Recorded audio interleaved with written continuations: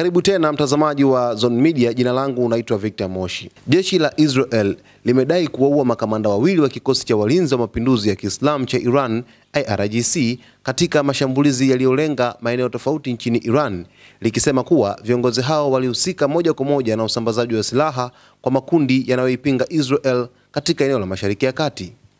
Taarifa ya jeshi hilo ilieleza kuwa mmoja wa makamanda hao aliuawa katika shambulio lililolenga nyumba moja katika mkoa wa Qom, akitajwa kuwa miongoni mwa makamanda waandamizi wa kikosi cha nje cha IRGC kinachojulikana kama Quds Force. Katika shambulio jingine lililofanywa usiku katika mji mkuu wa Tehran, Israel imedai kumuua kamanda mwingine Benham Shariari kwa kulilenga gari lake. Kwa mujibu wa maelezo ya jeshi hilo, Shariari alikuwa na jukumu la kuratibu usafirishaji wa silaha kutoka Iran kwenda kwa washirika wa Tehran katika eneo hilo, wakiwemo Hezbollah wa Lebanon, Hamas wa Palestina na Wahuth kutoka pale nchini Yemen.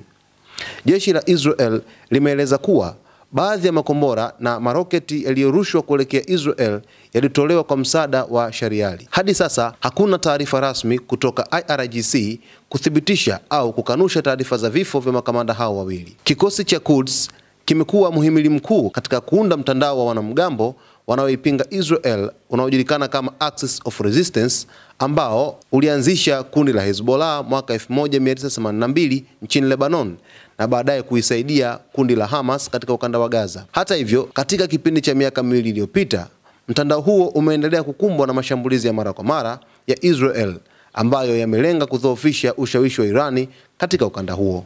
Sasa mtazamaji wa Zone Media, hii ni taarifa ambayo inazungumzia jeshi la Israel kwamba limedai kuwaua makamanda wawili wa IRGC ambao wamekuwa wakifanya kazi kwenye kikosi cha nje cha IRGC kinachojulikana kama Quds Force, na makamanda hawa walikuwa ni muhimili mkubwa kabisa wa kuweza kusambaza silaha kwa washirika wa Irani ambao ni Hezbollah, Hamas na hata Wahuth kutoka pale nchini Yemen.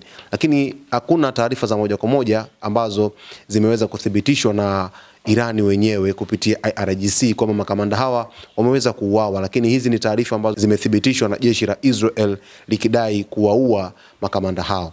Sasa salia na Zone Media ili uweze kufahamu taarifa zaidi zinazojiri Mashariki ya Kati. Jina langu naitwa Victor Moshi. Asante kwa kuichagua Zone Media.